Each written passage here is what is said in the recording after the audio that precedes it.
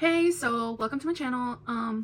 In my previous video, I dyed my hair blue, and this is after 5 washes with the Ion Color Brilliance.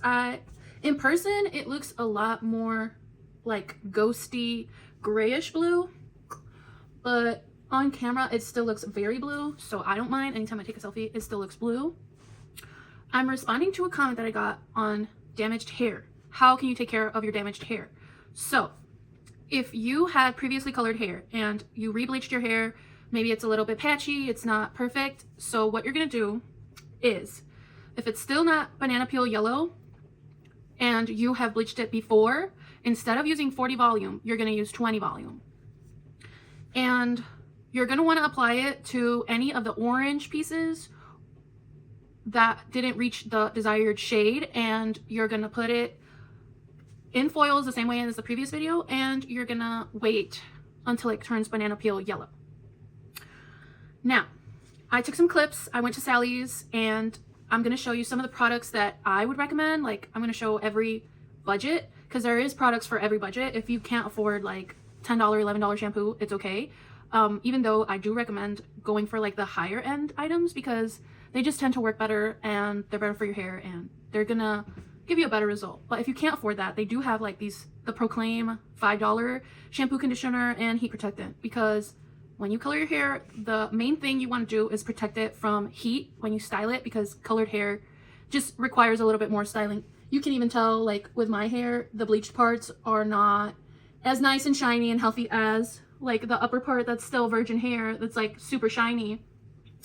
The bleached parts, they're still shiny because I have heat protectant and silicones and stuff like that. The silicone is always going to give you shine, but in person, the bleached hair looks a lot more matte and frizzy than the natural hair.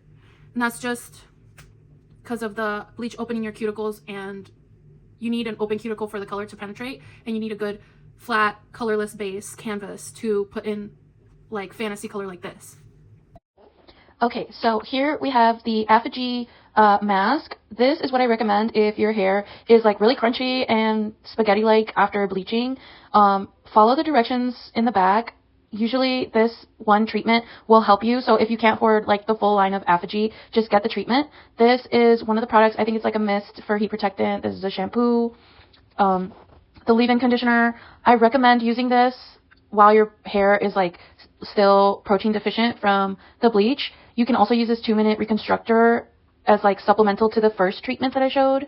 This used to save my hair when I used to color my hair and bleach it all the time, over and over again. This stuff would put back all the proteins that I took out when I was bleaching my hair.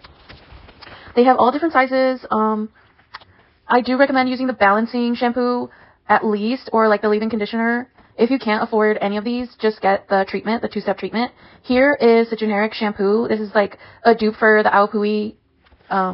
And this brush is like kind of copying the Mason Pearson brushes going around. I saw some reviews and it was pretty good. These hair ties are better for your hair. This is the Proclaim one I was talking about earlier, where it's like $3, $3.99, $5.99, and they have buy one get one 50% off.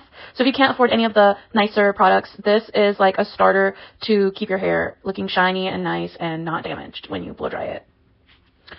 They have price ranges for everyone here.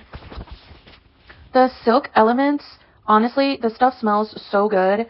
They're also in the buy one get one 50% off. So if you get, my favorite was the purple one of this one, but you can pick whichever one you think is gonna like benefit your hair type the most. Like these purple bottles right here were like my favorite in the mask. They just make your hair more silky, more combable, not as fried and frizzy as it tends to get when you bleach your hair a lot. So these bottles are like probably like one of my favorites, like this purple line right here, with the olive oil shampoo and conditioner. If you can afford this. I mean, they also have like little tiny bottles hidden everywhere. And this is some Ion color remover and like smaller bottles of their products. This bleach, this cream bleach right here is what I used. And here's the developers. I always recommend getting a smaller bottle than a bigger bottle. Here's the permanent colors. And the semi-permanents, you can use these to like refresh once you've already used the permanent color. You don't have to use permanent. And here's some lashes. I tried these in my video and I love them. These naked lashes, they look so natural and fluffy, and they have like a half lash too if you're not like using a big lash. Amino amidodimethicone. So amidodimethicone is a water-soluble silicone that coats your hair, but anytime you shampoo or rinse your hair, it will wash out. It's not like dimethicone or all the other silicones where once you apply them, they kind of coat your hair and you need sulfates to wash them out. Amidodimethicone, you don't need sulfates to wash them out. You can use sulfate-free shampoo or color-safe shampoo and it will wash it out. It's that product that makes your hair feel like brand new and all silky smooth right after you dye it with a box dye.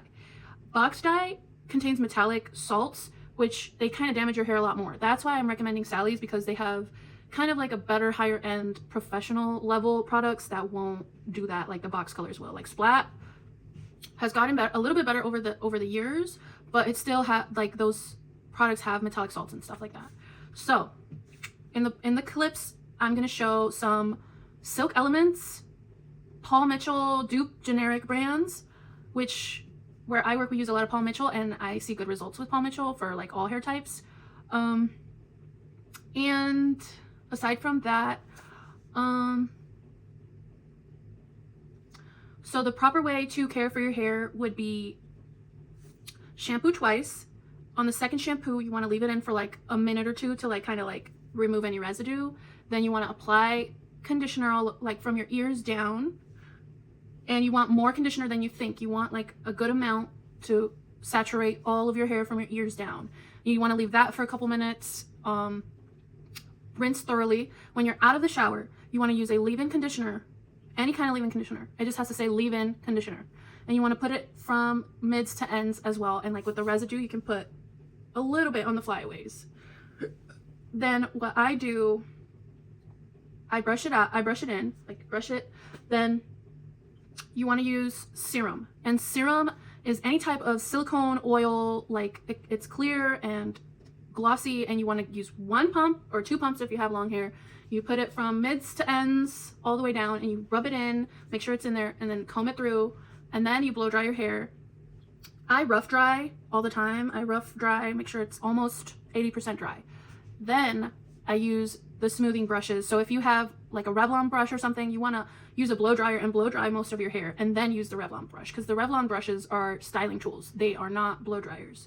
So your hair has to be like half or more than halfway dry for you to style your hair. And then you can like style it and curl it and twist it and do whatever you, straighten it however you want once it's dry, because wet hair is the most fragile, so that's why you want to be more careful with it.